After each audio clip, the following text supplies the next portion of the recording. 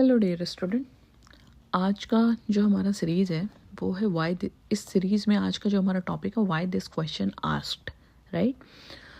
तो मैं हूँ Neha Dubey, founder of this नीति एंड धर्मा इंस्टीट्यूट।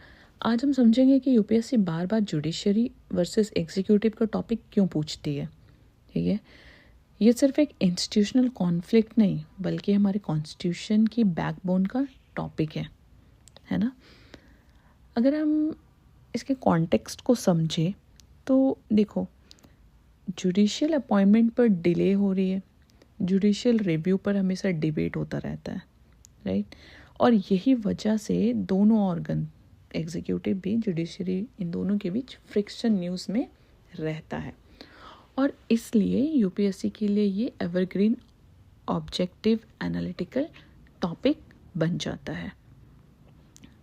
इसके साथ ही अगर हम इसकी रिलेवेंस की बात करें इस पर्टिकुलर टॉपिक की, तो जीएस पेपर 2 में कॉन्स्टिट्यूशन और गवर्नेंस, राइट।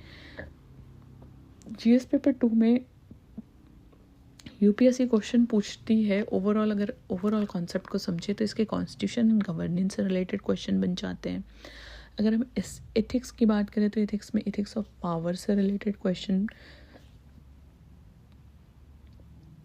क्रिएट हो जाता है। साथ ही इंटरव्यू में अगर हम बात करें तो इंटरव्यू में आप इस टॉपिक को लेकर directly current affairs related issue से आपसे क्वेश्चन पूछे जाते हैं। तो ये टॉपिक जो है वो हर जगह फिट हो जाता है, राइट। तो अब इसका हमें समझना है कि कोर इशू क्या है, राइट। स्क्रीन पे आप देख सकते हो, रिवीजन पॉइंट ऑफ व्यू से मैंने स्क्रीन पे पॉइंट वाइज में डेटा मेंशन कर दिए हैं, जिसे आप इजीली स्क्रीनशॉट लेके नोट्स बना के भी रिवाइज कर सकते हो, राइट। तो देखो, इसकी कोर इशू हमेशा क्या रहती है, जुडिशरी लॉ को इंटरप्ट करती है और कॉन्स्टिट्यूशन की गार्डियन होती है ना, या गार्जियन होती है। इसी तरीके से अगर हम एग्जीक्यूटिव की बात करें तो एग्जीक्यूटिव लॉ को इम्प्लीमेंट करती है और गवर्नेंस चलाती है ना। हम लोगों ने क्वासी बॉडी है अपनी इंडिया की, जो बॉडी है वो कैसी है, क्वासी बॉडी है। जुडिशरी, एग्जीक्यूटिव एंड लेजिस्लेचर तीनों ही बैलेंस होना चाहिए, है ना। तो जुडिशरी लॉ को इंटरप्रेट करती है और कॉन्स्टिट्यूशन की गार्जियन है। एग्जीक्यूटिव लॉ को इम्प्लीमेंट करवाती है और गवर्नेंस चलाती है। पर जब एक दूसरे की बाउंड्री क्रॉस होती है तब कॉन्फ्लिक्ट स्टार्ट हो जाता है ना। एक दूसरे की बाउंड्री कब क्रॉस होती है आप मुझे कमेंट करके बताओ, एक एग्जाम्पल बताओ। चलो आगे चलते हैं। पावर बैलेंस कैसे होता है अब इन दोनों के बीच में। अगर इन दोनों के बीच के पावर बैलेंस को देखें तो इंडिया की डेमोक्रेसी हमेशा कोऑर्डिनेशन पर बेस्ड है ना, डोमिनेशन पर नहीं। इवन अपनी कॉन्स्टिट्यूशन में भी यही लिखा है कि अपना कॉन्स्टिट्यूशन सबसे ऊपर है, ना कि कोई भी ऑर्गन, राइट। तो जुडिशरी है, एग्जीक्यूटिव है, लेजिस्लेचर है, ये क्या है, ऑर्गन ही है। और ये कोई भी ऊपर नहीं है, अगर कुछ भी ऊपर है तो वो आपका कॉन्स्टिट्यूशन है। इसलिए इंडिया की डेमोक्रेसी कोऑर्डिनेशन पर बेस्ड है, ना कि डोमिनेशन पर। जुडिशियल रिव्यू एग्जीक्यूटिव ओवररीच को रोकता है, राइट। और एग्जीक्यूटिव जुडिशियल मशीनरी को स्मूथली चलाती है, राइट। तो ये दोनों एक दूसरे को बैलेंस करती है, ना कि डोमिनेट करती है। अगर हम कुछ रिसेंट डेवलपमेंट की बात करें तो आप एग्जाम्पल अपने आंसर में ये एग्जाम्पल ज़रूर ऐड कर सकते हैं। इवन आपसे इंटरव्यू में जब क्वेश्चन पूछा जाए तो ये एग्जाम्पल को आप डिटेल में एक्सप्लेन कर सकते हैं। देखो स्क्रीन पे मैंने डिटेल में इस सारे रिसेंट डेवलपमेंट के बारे में लिख दिए हैं, आप चाहो तो स्क्रीनशॉट ले लो। 2024-25 में collegium versus government appointment delays का जो इशू है, इसमें जो सुप्रीम कोर्ट ने थ्रेड बोला है, इसे इंडिपेंडेंस पर थ्रेड बोल रखा है सुप्रीम कोर्ट ने, है ना। देखो किस तरीके से सुप्रीम कोर्ट ने अपने डायलॉग वर्डिक्ट सुनाए हैं या थ्रेड दिया है, इसको आप देख सकते हो। गवर्नमेंट ट्रांसपेरेंसी की ज़रूरत पे जोर देती है।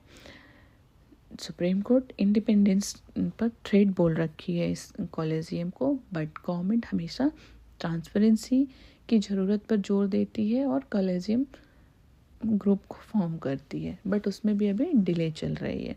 तो यही अपॉइंटमेंट डिले पर रिसेंट डिबेट चल रहा है। इसके साथ ही अगर हम गवर्नेंस का इम्पैक्ट देखें तो जो जजेस की कमी है, इसकी वजह से जो पेंडिंग केसेस बढ़ रहे हैं, राइट, क्योंकि केस डिले मतलब पब्लिक का ट्रस्ट को अफेक्ट करना। अगर केस डिले हो रहा है तो पब्लिक का ट्रस्ट कम हो जाएगा। टाइमली जस्टिस डेमोक्रेटिक वैल्यू होती है, अगर हम टाइमली जस्टिस नहीं देंगे तो डेमोक्रेटिक वैल्यू कहीं ना कहीं डिक्रीज़ होने लग जाएगी।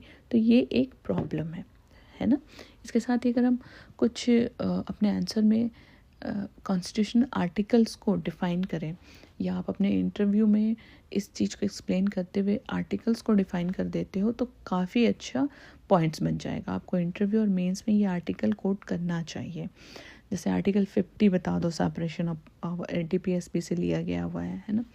कल भी हम लोगों ने DPSP डिस्कस किए हैं, तो आर्टिकल 50 आप बता सकते हो। आर्टिकल 121 को एक्सप्लेन कर सकते हो, इसमें क्या बातें की हुई हैं, मतलब ये सारी चीज़ें आपको याद होनी चाहिए। आर्टिकल 124 से 147 को एक्सप्लेन कर सकते हो, ठीक है।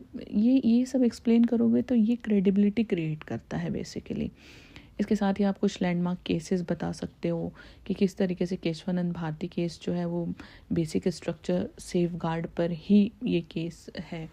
तो इस केस देखो, ये केस यूपीएससी का फेवरेट केस भी है, क्योंकि यूपीएससी प्रीलिम्स के क्वेश्चन भी इसी पे बना देती है, ठीक है। इंटरव्यू में भी पूछ लिया जाता है जी, केशवानंद भारती केस बेसिकली किस किस इशू का केस है, किस पे बात करता है ये केस, किस मतलब क्या टॉपिक है इस केस के पीछे की स्टोरी क्या है केशवानंद भारती केस की। तो आपको पता होना चाहिए कि केशवानंद भारती केस जो है वो बेसिक स्ट्रक्चर सेफगार्ड की बात करता है। इसी तरीके से एनजेक वर्डिक्ट जो है वो जुडिशरी की इंडिपेंडेंस प्रोटेक्ट पर बात करता है।